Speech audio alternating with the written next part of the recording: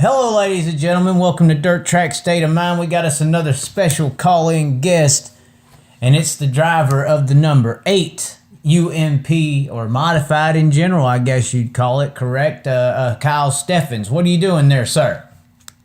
Oh, just finishing up work here, finishing up the holiday, and getting ready for another weekend. That's about it, man. What's going on with you?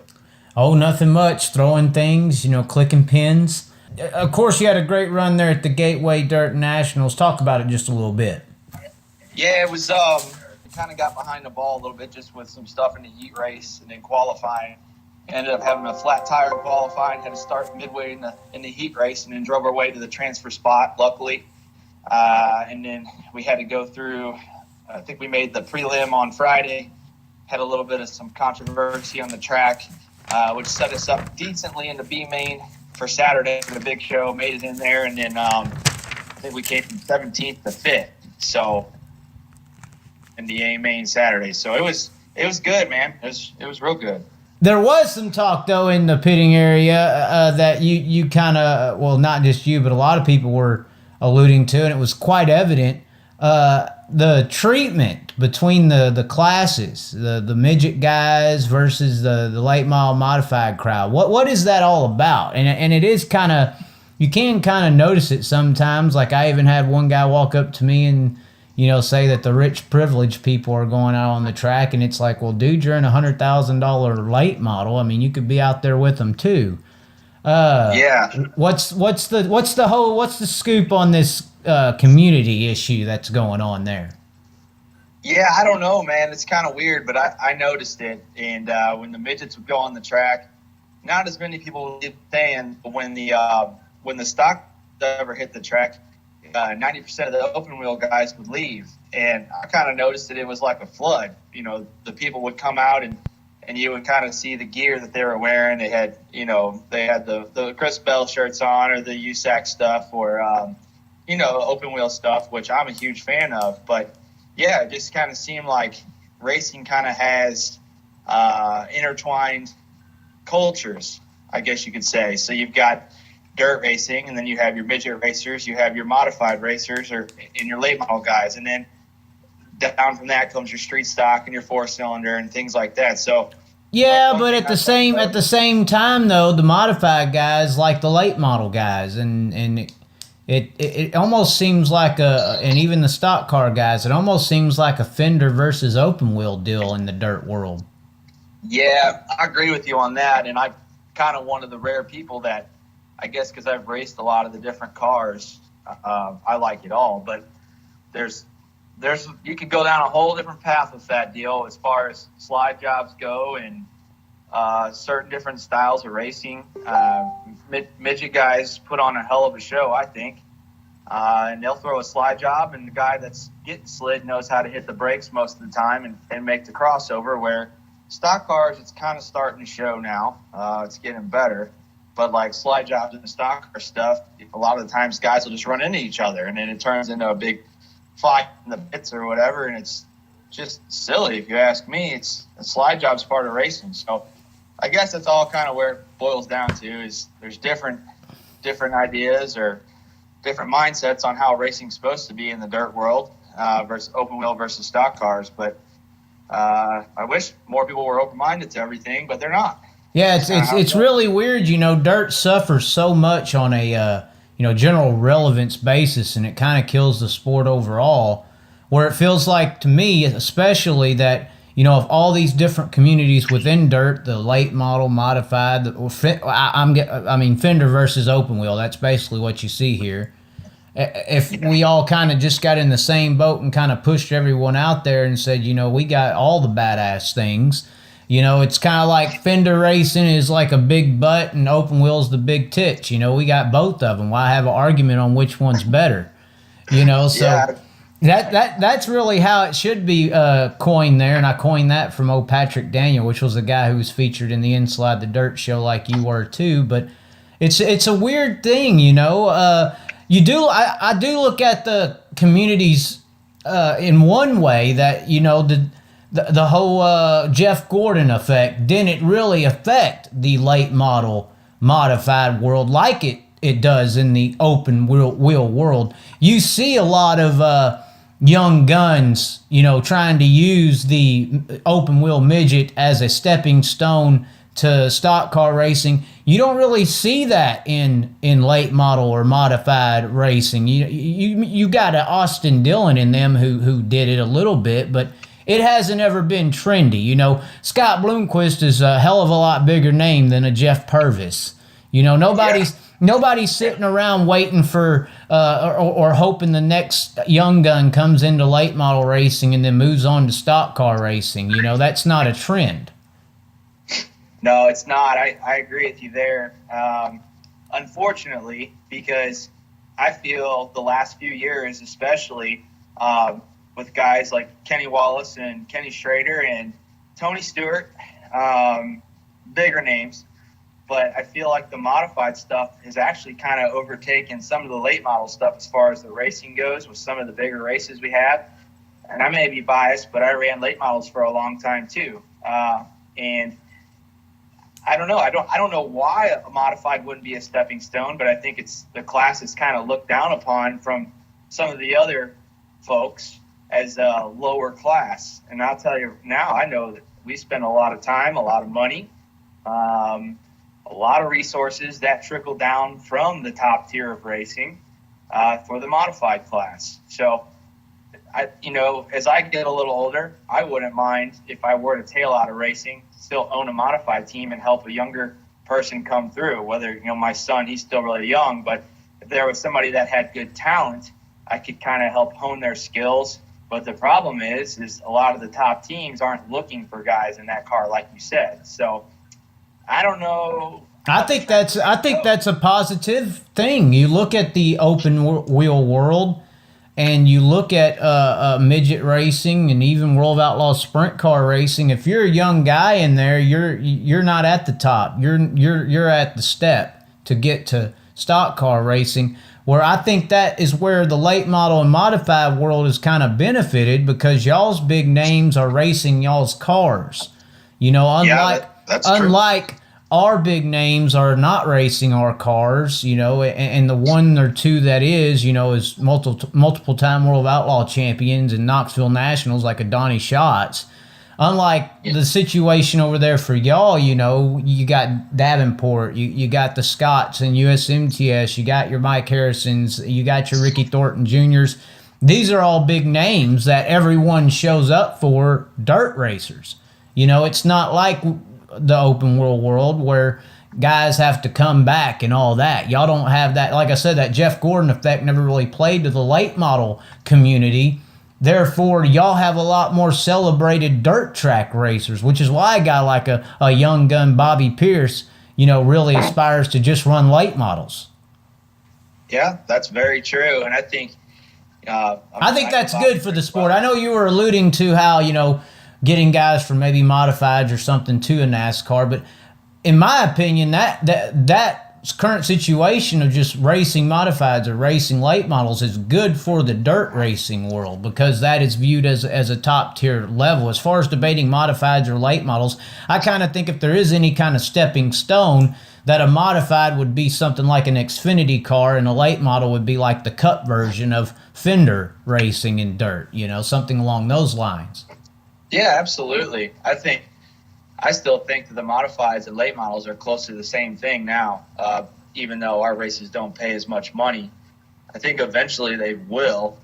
So it just kind of have to see where the future takes the sport. But I agree with everything you're saying. And going back to the open wheel versus stock car thing, I don't know what the deal is on that. I don't know. A lot of stock car guys say, I don't want to wash those push and flip cars, and I ask people, well, why not? They don't really have a good excuse. I think it's just from down in time, from their family to generation. That's just not what they grew up watching, so they don't like it, And I think the sport dirt racing needs to stick together. We need to like all of it. So it's all good racing. I don't care if it's a wing car, non-wing car. I can always find something positive out of a race. It does seem like the non-wing racing does attune to the Fender guys more than the wing racing. I do hear a lot of late model and modified guys saying, yeah, those non-wing guys are, those, it seems like they have a little bit more respect than a winged racer does. What's up? Have you seen that or encountered that? Yeah, a little bit. And I think it's fear. I think some of the stock car guys know that the non-wing guys they portray them as like a cowboy, riding a bull or something like that. Because like a lot of stock car guys will tell me that I'm just stupid that I want to get back in a Silver Crown car and go 160 miles an hour on the dirt mile. I'm like, no, it's just part of racing. It's cool. So I don't know. Maybe it's just fear. Maybe it's just they don't understand it. I don't know. It's hard for me to figure out. That's why I kind of made the post about it. And it got 200 or 300 likes on it. I was like, holy cow! A lot of people have responded to it. So I don't know. It's just kind of part of the sport, I guess, right? Yeah, like I said, I think that the dirt late model modified racing community is a little more intact, because of the Jeff Gordon impact did not really impact y'all's form because of the two was separated. The modified scene it's not any lesser of talent. I mean, you look at what Ricky Thornton Jr. did when he got an opportunity in late models. You look at what Scott Bloomquist did when he went and ran USMTS. He didn't win, and I kind of say that there's a guy at every single local racetrack that's just as good as those guys. It's all a question of funding. Kyle Steffens, you would be in the Daytona 500 if you had $20 million to go and do it. I mean, it's a matter of income when it comes to certain levels and regions and traveling in national tours. It has little to do with talent or ability. I do think you hinted on the Silver Crown there a little bit. I think if dirt is to get back to where it used to be viewed, top level form of motorsport instead of a minor league like some put it out there, I think Silver Crown needs to be a big deal, because when dirt track racing was a big ordeal, Silver Crown races that was the show, Kinzer, Swindell, Foyt's, all of them, that's where they went. Yeah, absolutely. That's the Silver Crown stuff was the pinnacle of the sport, or I think it was even during the Indy era, a lot of guys that were going to IndyCar or going to run the Indy 500 ran those cars. And there's so much history on the dirt miles, the Indy Mile, DeCoin and Springfield, so much history, so many big names have ran there, have won there. And I agree with you. I would love to see Silver Crown become kind of the top of that, which would be cool. I got a chance to do it when I was younger. Really wasn't mentally prepared for it by then. But we're kind of getting back into it and excited to try that again. Well, Silver Crown did die, kind of there when they tried that whole new body configuration. That's when it really got it suffered tremendously because of the Jeff Gordon impact, because open wheel guy, if he wanted to do anything on dirt, that's where he went. And when the Jeff Gordon deal happened, it was more so midgets and sprint cars, or do Silver Crown a little bit and then go to NASCAR. It kind of killed the Silver Crown glamour to make that a career vehicle. But like you were talking about, also guys running the Silver Crown car before they went to Indy. A lot of those guys would run Silver Crown cars and midgets and stuff on weekends that they weren't racing Indy cars because it paid a lot of money. Back in the 70s, Silver Crown races were $30,000 to win on the regular. Right. That was a lot of money. That was more than NASCAR, so IndyCar racing was the top form of racing there, and then they had the host split, and then like I was saying, though, the Silver Crown car, the class, kind of got killed there with when they tried that body out so they could run the big mile tracks. Yeah, it was more so a whole new car that they mandated for USAC that you had to buy, and the problem was all the original owners that owned the cars had to go in and buy this new style car, which was a lot more money. And then they kind of had the rest of the old stuff wasn't even compatible anymore. So it was basically guys that had collected these parts and things over years, like every race team, they kind of had to go back to square one And I think the issue was they tried it, it flopped, didn't work, and then they had to come back to the old car. And by that time, a lot of the owners, they said, well, we're done. We're not doing this again. And you're right. That's kind of what hurt it. But the good thing is it is back on the rise. There's a lot of old car owners that are coming back, new car owners, new drivers. A lot of the top USAC drivers are back doing it again, which is really positive. So I think I'd like to see where it's going to be in 5 years. I don't know what to say or where it's going to be, but I hope that it just keeps growing. So I'm a huge supporter of USAC Silver Crown. I would love, my goal would be to eventually get to run a full series, asphalt and dirt. That'd be the next goal after, this year running some more modified stuff and about 4 crown races. Hopefully 2020 or 21, I could run a full series, Silver Crown. So, but yeah, it's, I agree with you. It's the NASCAR stuff and all that. It did kind of hurt some of the lower levels, but I'm not against NASCAR. I know you kind of are. I'm not, but I would say other levels. I think lower levels is a detrimental terminology, but people are used to using it, so. I do agree with you on that. It's just unfortunate because a lot of the dirt racing and even asphalt short track guys just don't really get the coverage like NASCAR does. And I think a lot of drivers have just come to the point of it is what it is. We're racers. We're going to do it. I think a real racer will race for no money. I mean, I'm embarrassed to say that, but I would. There's been times when I didn't have any backing at all, and I was using a borrowed blue dually, a borrowed trailer, and a sponsored asphalt car to go race. And those were rough times for me. but we made it happen. So it humbles you, and that's kind of part of the sport, man. You do what you got to do. It's kind of like some of the episodes I've seen you have on In Slide the Dirt. A lot of these guys are rolling to the track, and they've got a couple tires. They got an open trailer. They got a sprint car. But you know what? They're going racing. So that's what makes the sport what it is. Well, and I think that a lot of people don't even know that exists. I blame. It was an interesting topic. I actually got into a conversation with the other night on Facebook. Chet Christner, who does a lot of great work over there with Speed Shift TV, he made a post about there. It was basically a meme that said sport or motorsports was number one in all these tracks and all these fans, and he's like, no, that's not the case. People aren't liking motorsports anymore like they used to. And I was trying to make the point of, well, the reason a lot of people don't like motorsports or racing is because they only have one example of what racing is. And that's NASCAR. That's all these regular people who watch their TVs see. They don't see anything. They don't see sprint cars at 140 throwing sliders or modifieds 4 wide or late model racing or any of this great racing. They only get one example of what racing is, and if they don't like that example, which I think a lot of people would say it's not that great of a racing example, then they don't like racing. They judge the entire sport as its entirety.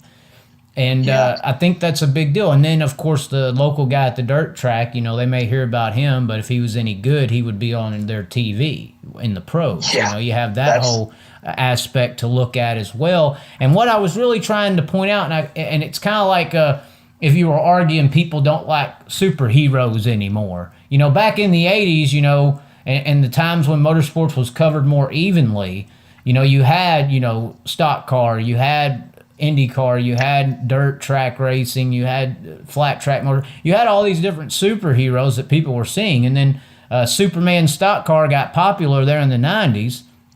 And pretty much the media and everybody just started paying attention to Superman. And now Superman's, people are tired of seeing him. They don't like him anymore. But you're telling me that they don't like racing overall when they're only seeing, or superheroes overall for the metaphor, but they ain't seeing Batman Dirt Tracker or any other, or Spider-Man IndyCar except once a year for Indy 500s. So they're not getting to see any other superheroes to judge if they like them.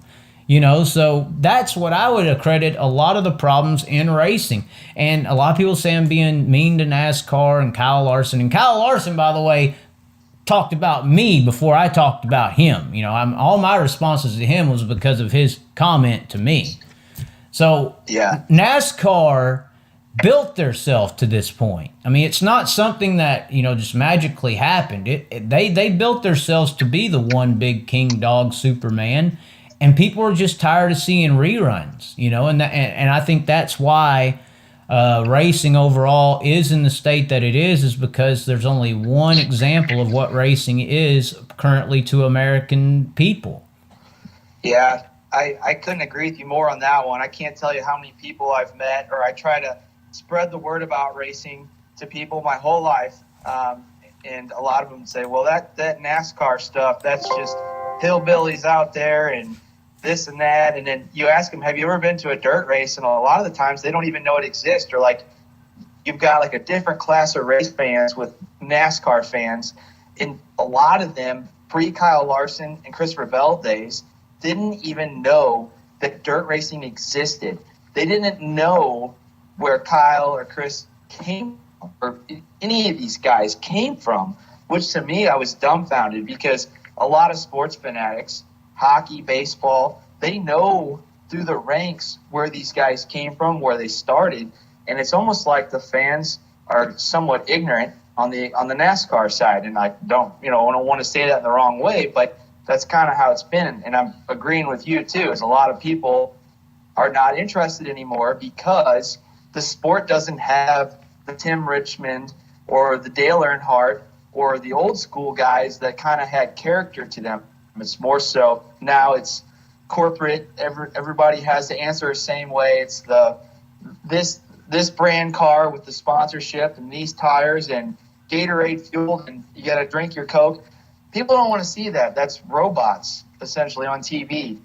They want to see the guys at the dirt track that are, or they should want to see the guys at the dirt track that are working hard all week. They're doing what they love to do. They're out there putting a show on for the fans. I mean, what's not to love about that? So I agree. Well, and I would add on to that, you mentioned Tim Richmond and Dale Sr., at that point motorsports was doing well, but, I would still say, regular people still had characters like Swindell and Kinzer they were seeing regularly on TV. From other forms. They had Al Unser Jr., they had Bobby Rahal, they had more options to view. The double-edged sword there with Larson and Bell is the come from aspect. If something's really good, you don't leave it. And these regular world people don't understand the money or the politics of racing, to where these guys aren't here from dirt because it was a stepping stone, but they're here because they want to make money. But they don't get that really, And even though that is the situation being played out because it's for money, it gives and this is what I'm trying to tell people, it gives the perspective that it's a stepping stone. It gives the perspective that it's a college or a lower form or a easier level. Because when you think of lower forms or levels, you think of something that is easier to accomplish the goal. It's easier to win a college football game, than it is to win an NFL game. And I think that needs to change because it ain't. The perspective needs to change. And I do think, referencing money on how much things cost really light people's eyes up a little bit, because maybe people don't know about racing, but they know about money.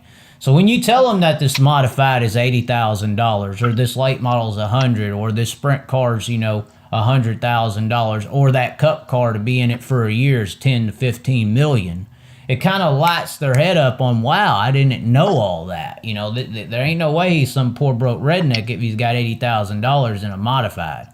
That's true. That's very true. Yeah, when you go to the racetrack, it's unbelievable how much money is actually stacked up there. The guys that you talk to, most of them are business owners, and they're very successful in their other lives as well. So, yeah, to kind of go back to what you were talking about with the Kinzer and Swindell, like I grew up watching Thursday Night Thunder, and like my hero was Robbie Stanley. And I was actually, the reason I thought about that was I was in my basement last night, and I have a photographed picture of me in a quarter midget, and Robbie signed it for me. Later after that, he passed away. I think he crashed at Winchester, I believe. But it'd be neat to see that kind of come back, like a Thursday Night Thunder. The issue is a lot of the asphalt side has kind of died off for sprint car racing and midget. But I think they could do the same thing with dirt, because I've kind of made some comments about that. Is, man, I just remember on ESPN watching that with my dad and thinking, that's who I want to be like, is those guys. That was like, those were my heroes, Tony Stewart and Robbie Stanley and guys like that. And at that time, Tony Stewart was still trying to make A mains at Winchester. So it'd be neat to see that get back to that point. I just don't know if it ever will. Well, maybe it doesn't need to be asphalt. It needs to be on dirt, Yeah, that'd be fine. I mean, either way, it all boils down to short track racing. Yeah, influencers are what you're talking about, and that's kind of why I see certain recent influencers, even though they've passed away, like a Brian Clausen or Jason Johnson, some of these heroes that have left. You see a lot more kids now coming up saying they want to be like Brian or someone like that, racing dirt. Somebody like a Stewart or a Gordon may influence people to use it as a stepping stone, or Larson or them. But guys like Clausen, who are really good, and other guys who are even still alive today that are influencing guys to go to dirt racing as a career-oriented goal. I think that's going to help the sport overall, because, history can repeat itself. Nothing's ever stagnant. That's how I would kind of look at that situation. I do think that NASCAR, though, is afraid of the things that we're talking about, because when you have a business and somebody opens up one across the street, the last thing you want them to do is challenge your business when you're in the same form of structured commercial selling, because it's all about advertisement. And if dirt track racing got to a level where it was just as big as stock car racing, we would be a competitor instead of an acquaintance like we are right now. So I do think there is a little bit of a side underleaf, let's work together from NASCAR, because we are a potential threat. And if you think that don't matter at all, go ask IndyCar what happened to them in the 90s because of NASCAR getting real big. Right. So there is, like I said in the payouts video, competition isn't just on the track. It's in the promoters and the different forms of racing as well. Yep, no, that's very true. I definitely agree with you there. So I think the point to where I'm at now is I'd just love to see dirt racing grow, short track racing grow, and keep progressing. And like you said, it's kind of cool that kids do they see Brian Clausen or somebody like that, and they say, that's who I want to be like. That would help the sport, because like you said, there's not that negative connotation on dirt racing is just a stepping stone to get to that next point. Because the older I've gotten, I've realized that NASCAR, it was always as a kid, is what I wanted to do. And I moved to North Carolina for a year and raced the NASCAR wheel and stuff. And I actually came home. I was not interested in it. I was like, I'm done. And I actually quit racing after that for a little bit. And then I've gotten back into dirt racing, and I'm having the most fun I've had in my life. My dad and I are having a blast, and the results show and all that. So that has to say something about the sport. And so I don't know. It's just you don't know which way it's going to go, but I hope it keeps going the way it is. So. And it's a more obtainable goal. These the current situation in stock car racing is the cars are movies and the drivers are silver screen actors that get all the fame.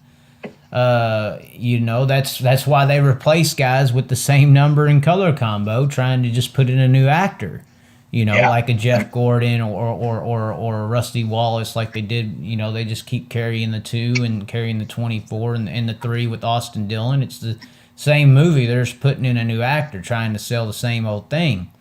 Yeah, it's brand recognition. The fans they're kind of brand loyal to that number. It's no different than people that when Dale Jr. was number 8 and they had the Bud Light or the Budweiser commercials when people were getting the 8 tattooed on them, and then he changed the number. And remember that commercial, and people were freaking out. Yeah.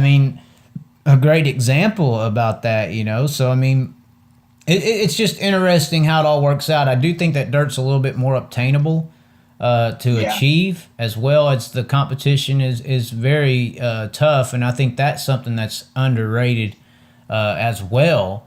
Look at the Chili Bowl. That race to me, and a lot of other racers, is probably one of the biggest races in the United States. The Chili Bowl is, and it's got some competition now with the Dome, and I'm a big supporter of the Dome race too. But the Chili Bowl, just to even make one of the top 4 mains on Saturday is a huge accomplishment. I mean, you've got guys from every walk of the sport there trying to make it into that A main, and that's something to say for dirt racing too. You know, the only negative I would have on the Chili Bowl as far as competition is that it is an outlaw event. So you can see certain teams that are able to spend the extra dollar or have a little bit more R&D involved pretty much dominate the top. I mean, they got good drivers, but cars a big deal at the Chili Bowl. You have a lot of cars because people want to compete in it, but as far as, you know, winning the A main, I mean, even the A main last year, I think 15 or so of the A main cars were from 3 different teams. You know, so that's the only knock I kind of have on the Chili Bowl is that you can have an advantage with the car that you have, and that's in midget racing all across the board. Now. That's true, and that's kind of trickled down to even the national series too. But that's part of racing. You know, you got to try to keep up. And I know I'm a smaller team guy and family. I race for my family, so it's, you know, we're scratching for every dime we can get to race. We work hard in what we do, and we do that to race. But yeah, it's hard to keep up with the powerhouse teams. But I'm not one to let that get me down. I just try to keep pushing forward. You know what I mean? Well, at least on talent, you can kind of overcome that. That's one thing in the asphalt realm is if you have a really good car, that car can make up for what you're lacking as a driver. You see that happen all the time in asphalt. Not only just the car, but the setup as well. Yeah, setup is very finite on asphalt. I mean, everything is really finesse. And I think a lot of the times the times are down to just 0.2 of a second from first to 30th, where dirt, there's a bigger gap. But the cool thing about dirt is it's not a consistent surface, and you can kind of use your mind a little bit to run where the moisture is or try to pick and choose the faster lines. Or throttle work. Throttle work's a big deal as well. I mean, I think it comes down to how you work the gas and the brake and steer the wheel. Yeah. Oh, yeah. You know, there's just a little bit more going on in a dirt car, I think. I think a real good quote I heard from Rick Eckert was, on asphalt, the car drives you, and on dirt, you drive the car. Yeah, I've raced both. I don't know. It's I think what he's trying to say there is the car limits how much you can do on asphalt. Yeah, that's true. That's a good way to put it. It does. I mean, if you've got a bad car on asphalt, then you're just riding around for the race. Where dirt car, if your car is not fully tuned, you can still kind of make it work by trying to run the cushion or trying to find moisture or trying to pull a slide job. You know, there's more variables on the dirt, where the asphalt is you're on one surface, and the only time it really changes is from sun up to sundown. The temperature on the track plays a big part on grip. But I still think I struggle a little bit on asphalt because I didn't grow up racing on it. But it's tricky. It is tricky. But you're right. The car can justify where you finish on asphalt more so than the dirt. Well, on dirt, if the car, for instance, is a little too tight, can't you pitch the car in a little harder to try to loosen it up? Or if it's loose, you can drive it a little more straight, a little less throttle. You know, there's just so much you can do as a driver. Yeah, and you can adjust your brake bias or the way you're driving the car in the corner, like you said, or actually changing your line. You can do a lot of that, which is the cool part about dirt. And I think a lot of asphalt guys are seeing that now. They see that dirt is pretty exciting. You look at Connor Daly. He's going to run the Chili Bowl, and he's run some midget races. And I think he sees, man, this dirt stuff's actually pretty cool. So it's interesting to see how it all pans out in the way that things happen, and it's a shame that politics and money play such a big role in auto racing, but that's just the name of the game. Right, yeah, and especially with these big time indoor races as well. What is your opinion on? You brought the Chili Bowl and Gateway. What's your opinion on the two shows? Of course, there are a lot of people trying to influence me to talk about the negatives of the dome race, the track surface and stuff like that.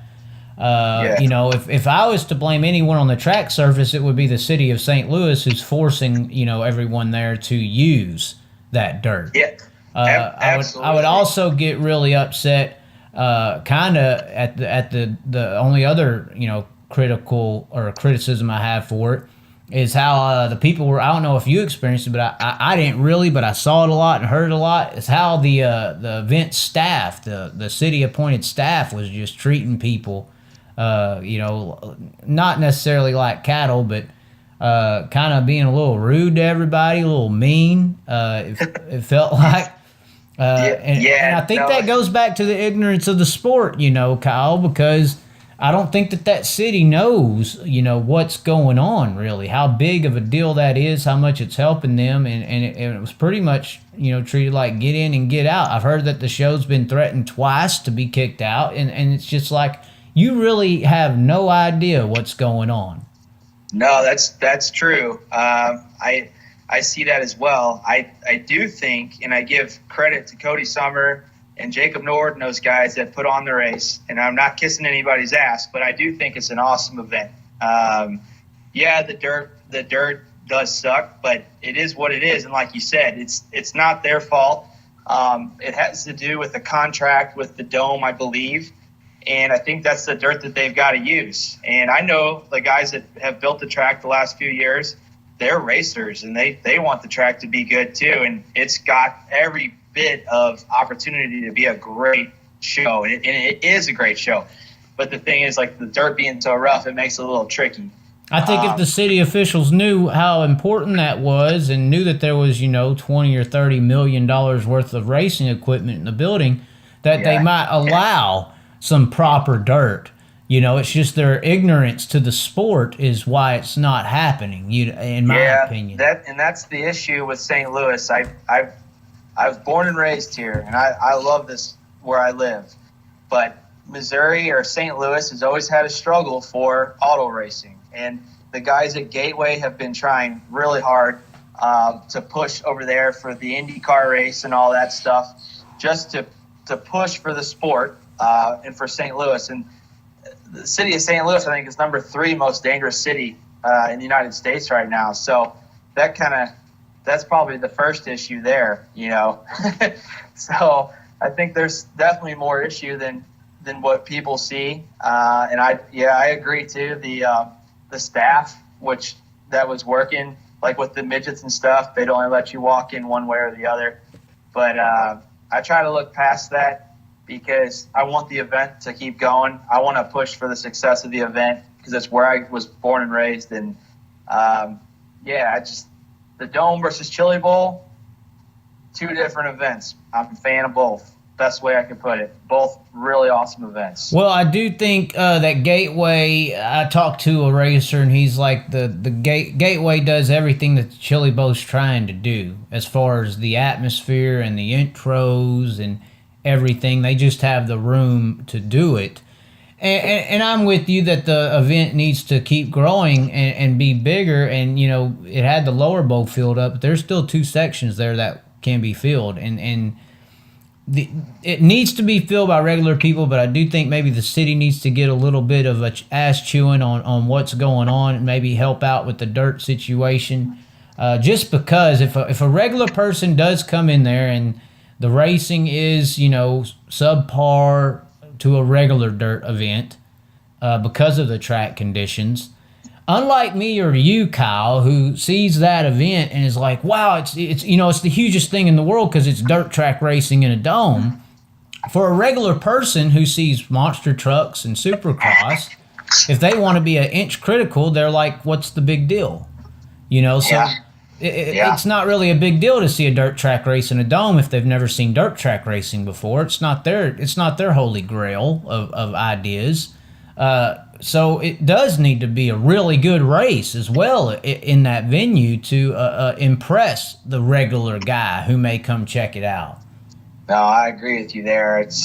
I hope that they can figure it out. I really do. I don't know if they will with the city officials that we have here in St. Louis. Well, get Kenny Wallace's ass in there. He's good at talking, light him up. That's what you got to do, it seems like. Get in there and tell him. I think that's exactly what, not trying to cut you off, but that's exactly what Tulsa needs to have happen to them. I don't know if they're buddies with the city officials there, and they have been, but Tulsa does need to upgrade, and this event is a great example as to why. The pressure, I think, is put on Tulsa a little bit because of this event. There's so many more people talking about the Chili Bowl needs to get a bigger venue now because of Gateway than before.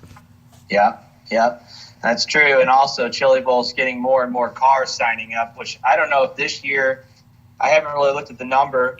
I don't know if they're going to hit a record number this year or not.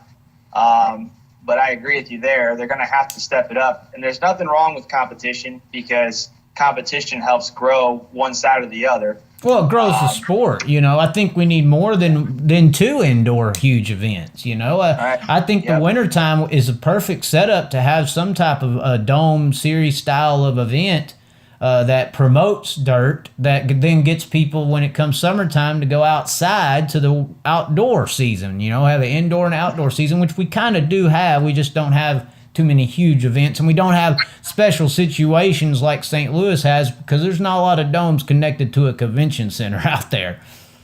No, not like that, and not to where they're allowed to come in and run 800 horsepower cars inside for 3 days. Right, and it don't have a football team. Yeah, it's true. I guess we kind of lucked out here in St. Louis when the Rams left. I was okay with it. So, but when I first heard about the dome, I was like, there's no way that's even possible. Like, I saw it pop up on my Facebook screen, and I was like, oh, man, And then it started to become more and more real, and it's in 3 years, it's light years where it's come from. So, yeah, if they could get the dirt fixed, it'd be unstoppable. How much do you think Tulsa needs to upgrade their situation? Saturday night or Thursday, really at the Chili Bowl is a. I mean, if you ain't got a ticket to a seat, you're like Hitler in that joke video. It's bad. Yeah, it is bad. And that event, if that event was in a facility like the Dome, it would fill up the whole thing. It would probably bring 60,000 people, which is what dirt track racing needs. I think it would. I think it would, but it's just, it all comes down to a venue and then having to work the dirt and all that type of stuff too. And I'm not familiar with Tulsa like I am with St. Louis, so I don't know what they would have to do. And I know that they're maxed out because last year I went over to the Turn 2 Rowdies, and you're basically getting into a fist fight if you took somebody's chair over there or seat over there. Oh, so, you got to be there at Saturday. Saturday, you got to be there at 9:00 with the little seat cushion to take down where you want to sit, or you can't go anywhere from 9 a.m. Yeah, if you don't have somebody man your spot, you might as well kiss it goodbye because they're going to take it over. So. Right, and I don't think that was as much. What I'm really alluding to is I don't think that was as much of a problem or a pressure to change that if it wasn't for the Gateway Show, because the Gateway Show is comfortable. You can sit, you can eat, you can go do whatever you need to do, and you'll have a seat. Yep. That kind of raised the bar. The Chili Bowl started out in a big station wagon, and now you got 40 people in that little station wagon on Friday and Saturday night. You need to upgrade to a van or a bus, and it wasn't really a big deal until the neighbors over there in St. Louis brought them out a big giant SUV. A big giant RV, mind you. That's true, but I don't know what they'll do. I don't know what Emmett and those guys can do. I know that the Chili Bowl still has the allure or the how do you want to say it? It's bragging rights, or it's the Chili Bowl. Well, I don't think that would matter if you change venues, though. I still think that would still carry. I think that Tulsa, the city, needs to be lit up on how big of a deal it is. Same way with St. Louis. I've been all over Tulsa there, and you can go right across the street, and there's people lived in Tulsa their whole life and never heard of the Chili Bowl. That's insane. The city should be behind that thing 100%. I think maybe something I've kicked around as an idea for Tulsa is have some kind of big wig or the city or something like that build a purpose-built event center somewhere maybe outside of town where the money's not as much to buy and build. Build the situation with the Chili Bowl in mind, but then maybe bring in a soccer team for Tulsa or move your current soccer team. I ain't looked into it. You'd have to look into it. Have concerts there, monster trucks, supercross, make it an event center. Right. And I think that's the logical option because or build the actual expo center there up. And I know it may sound crazy for some of them who's up there in the political offices of Tulsa, Oklahoma, who've never heard of the damn thing, but there's a list of pretty high marketed guys like Larson and Abel and Tony Stewart and Kenny Wallace and pretty much everyone in the racing world that would go in there and vouch for something like that to occur. Absolutely. Yeah, just having to put all the pieces together, or Emmett and those guys would have to really put their thinking caps on and dig deep to find the next venue, I guess. But I agree, it's tapped out in there. I know I've been going for 10 years. In the last 2 years, luckily I've got seats with a friend. But like I said, I'd gone to the Turn 2 Rowdy side, and I'm like, I mean, it's cool over there, but it's pretty wild. If you don't have a seat, you better put them belts on tight. Right, and there's some seats where you see, a quarter of the track. That you see them come through 1 and 2, and then you can't really see turn 3 and part of 4. So that also. They've got that, I don't know what that is. It's like a VIP sitting like on top of right there on the backstretch. I know there's been some guys like Ricky Stenhouse and them guys sit up there. So maybe they could put some more bleachers in. I just don't know. And if the more cars they have, the backside pit area, that's going to become a struggle too. So just all depends, man. I don't know. As long as it keeps growing and they figure something out, I'm good with it because I'm going to keep coming to race or keep watching. Well, I mean, look at what's happening with dirt not even really being a mainstream event. It's filling out. If dirt does start getting some more attention, which I do think it will here in the next 5 or 10 years, I think it could possibly become a challenger to the top of the motorsports world. But even if it gets just a little bit of mainstream attention and regular people start finding out about that event, that's not going to be able to withstand No, the you're right. there. I think, too, during the summer seasons also, I think Bloomquist has kind of hinted on this also, is he likes to race at first-class venues like Eldora, Lucas Oil, tracks like that. And you've got to have venues like that to help grow the sport. So new fans coming in find it appealing versus some of these other tracks that are still kind of stuck in the 80s where they're stuck there because they haven't been making money for 30 years either. It's hard to upgrade when you don't have any money to be made to upgrade, so I know. I'm just saying though that in order to grow the sport, you got to have the venues as well. You got to have good examples of what racing is. Basically, you got to have something that is not I still have me personally, I've told this to every track promoter that I've run into. The number one thing that you need to, I don't care if your bleachers are wood, and I know this is a very common occurrence, and hopefully I'm not making anyone mad. I'm really not, because what you're doing is normal, but you cannot go into the restroom and have a trough cut out, man. I'm just saying, that has to change. I think that's a big, listen, I know people hear me say that. That's what everybody does. Dude, I'm telling you right now, that is a huge freaking deal. Regular people walk into the bathroom and see that. I don't care if they're a guy. That is a world shocker. That's something they've never seen in their life. Where do you go besides a dirt track and you walk into the restroom, no matter how bad the place is, even if it's a junky old 7-Eleven in the middle of nowhere, it ain't no bucket cut in half 40 feet long.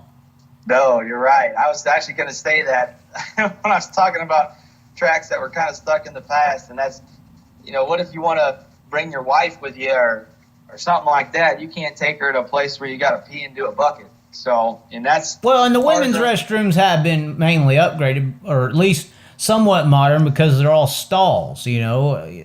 I mean, Yeah. and I understand catering to women, but even the men out there, no, you know, regular person. I'm talking about, and that's pretty much what I've been talking about is regular world, you know, mentality, because the regular world is where all this money's at that we're trying to get.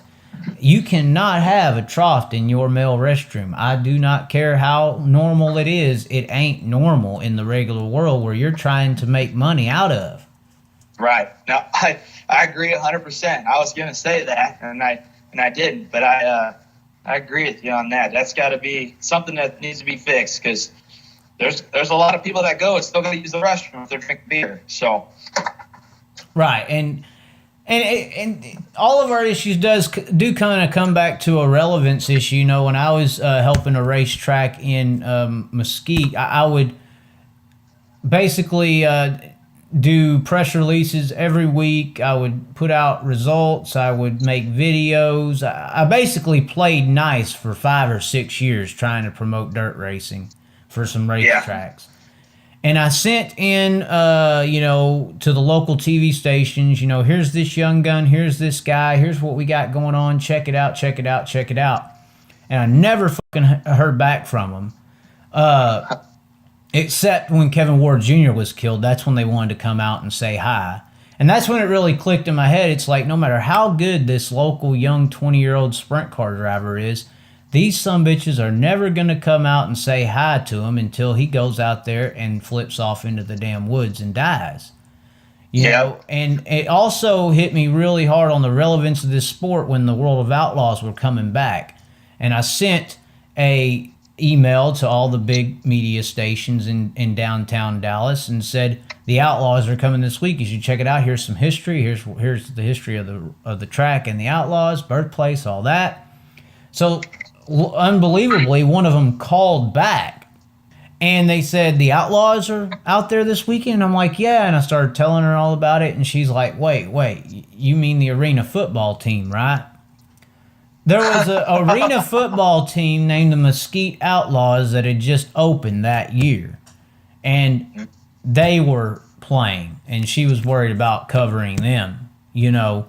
And these are actual people who had chances, high schools and colleges, and weren't good enough to make the pros, but they were getting the media attention. You went to their games, they were only getting about 800 people, you know, but they were getting the big-time sponsorships and the coverage, because when you go into an office like I did a lot, and you ask somebody for a sponsorship, and they say, for what? And you tell them a sprint car, and they've never heard about that fucking thing. They're looking at you like, get the hell out of my office. I've never heard of what you're talking about. But you go in there and say football team. I've heard about football, you know, so they're going to be more susceptible to getting covered in money.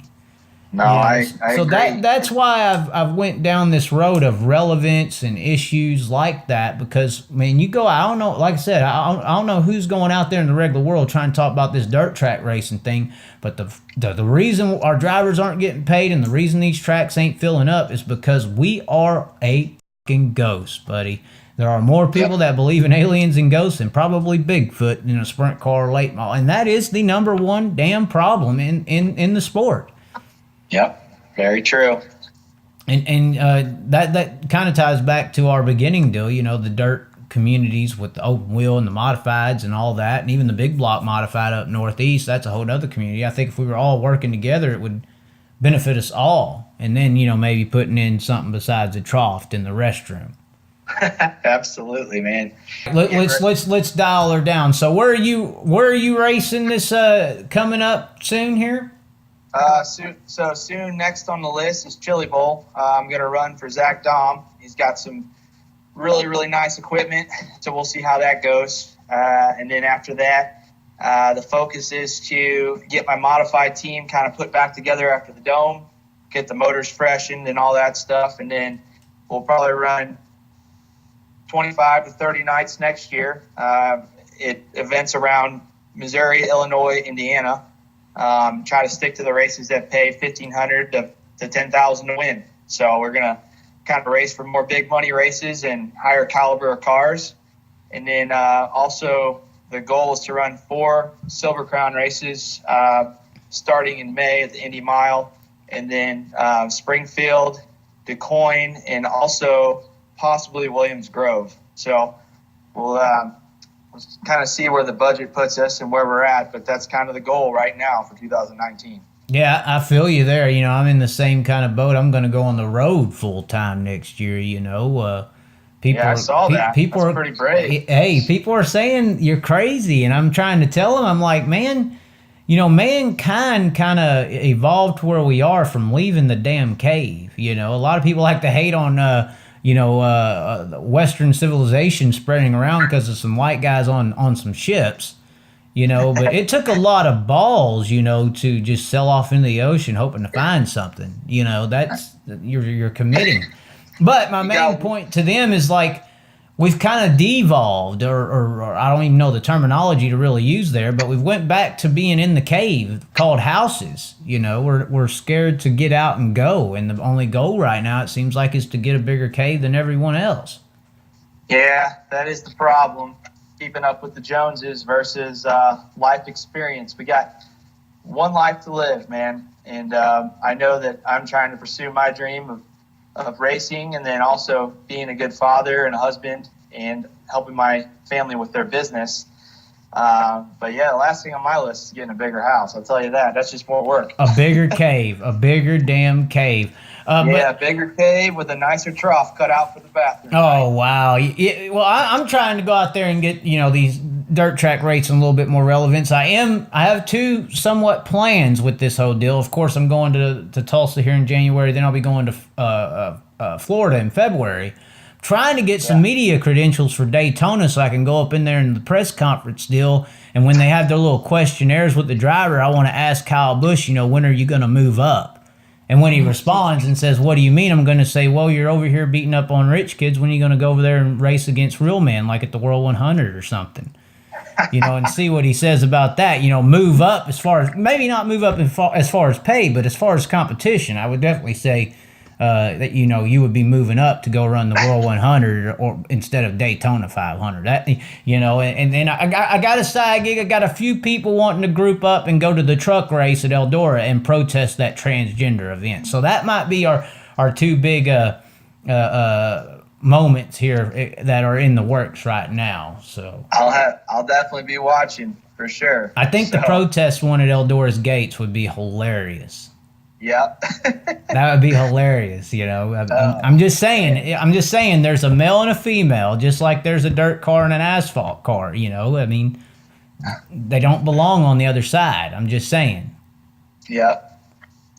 No, I see where you're coming from. So I'm just saying. But anyways, we'll let you go here, I guess. Any words for Howard Weaver? Any sponsors you want to shout out?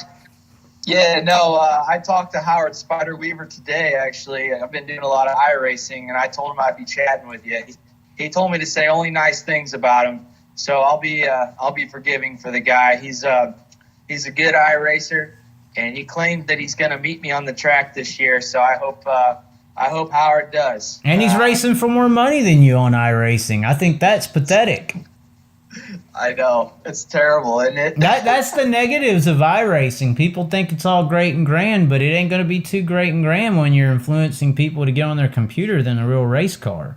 And it is going that direction, man. A lot of people, I can't tell you how many real racers have told me, man, I'm just going to do this now. But for me, it doesn't do the same. You know, you can't feel the car, you can't smell the fuel, stuff like that. It literally is masturbation to actually, you know, sexual intercourse. It really is. It totally is. Yeah, that's the best way to put it. I mean, it's good for just trying to hone your skills and all that, but it's not the real thing. That's the best way I can put it. So, but anyways, Chaz, I appreciate it, man, and let me know what's going on. I'll keep close and see what you got in store next. Definitely. I'll probably be up there in that area a lot, too. So we'll see if we can get you on. You always got a place to stay if you need somewhere to stay. So just let me know. Hey, that's what we're gonna be looking to cover teams, and that is definitely a situation we'll be looking forward to for sure. I might be based out of Iowa, apparently. Okay. Maybe. But that is pretty centrally located, but we'll see. It is. Yeah. All right, man. Well, I'm getting in the shop here and getting started for next season, so I'll holler at you later. All righty. All right, bud. See ya. See you later. Bye. Ladies and gentlemen, that was Kyle Steffens, and he's the driver number 8 UMP Modified. Now, something I wanted to touch on before I get on out of here is that, there's a lot of influence in the world. Now, as much as I have been critical of the Larsons and Bells, they are very good drivers. And really, I should probably apologize to Christopher Bell, because he didn't come after me. Kyle Larson did. For those who don't remember, I didn't really even talk about Kyle Larson too much until he started talking about me. Now, I've tried to understand how bad their influences do hinder the sport, and they kind of help it. But I still think they do give the perspective that it is a lower form, because that's where they're coming from, that's not where they are. Now, I've tried to think once or twice on how an influencer like a Kenny Wallace affects the sport. Kenny Wallace, got popular in the dirt track racing world from running dirt cars and a lot of the times getting on television and mentioning dirt. He wasn't really a Kyle Larson or Bell style talent here in the last 10 or 15 years, and he just basically talked about dirt. Now, my conclusion on how a Kenny Wallace affects the sport, and those style characters, the ones who just talk about it, not the ones who are influencing driving talent, but the ones who are influencing language, I would say that Kenny Wallace is good for the sport. And that is mainly because he is influencing people to talk about dirt. He isn't influencing people to get in a midget and use it as a stepping stone like Gordon or Larson or Bell or any of those are. He's actually influencing people to leave stock car racing to go to dirt. Like he literally just did. Now, like I said, I'm going on the road for 2019. That's what I think of that situation. I'm going to go ahead and set sail and let the boat ride. I do believe that a human being is not supposed to be a cave or a 40-hour-a-week work slave. Probably the most influential human beings in history are the ones that don't have an hour limit on how much they work. And their life, in essence, is their work. And that is kind of what I'm going to do here. Take off and go and try to do all that I can to tell the world about this dirt track racing thing that, in my opinion, is disrespected because of the attention that it is not receiving for the skill and ability that the drivers, track owners, and sport overall has. So that's what I got to say. 2019, if you want your track, your car, your series, whatever, we're kind of going to turn the show into like a diners, drive-ins, and dives where I go to tracks and cover a track and highlight a real good local racer. That's kind of what the show was going to be about, showing local racing and local badasses off to the country as the best out there. Go ahead and send me a message here on Dirt Track State of Mind. I'm not saying that our touring talents are any less of a talent, but our local talents are really, really good. They just don't have a lot more money to be able to tour like some are. It's about the working man. But anyway, well, ladies and gentlemen, if you're out there and you love dirt track racing, hopefully you'll keep up with us here on Dirt Track State of Mind. It's been a really good year, 2018. Just over 5 million people reached, right around 2 million minutes viewed. And it's going to get even better as next year we look to expand the shows, expand our talk shows. When we go on the road, we're not only just going to be doing the inside, the dirts on the tracks and drivers, but we plan on doing a weekly talk show with the badass or figure that's well known in the area. So once again, shoot us a message. We'll try to schedule you on out. And we look forward to a happy new year here in 2019.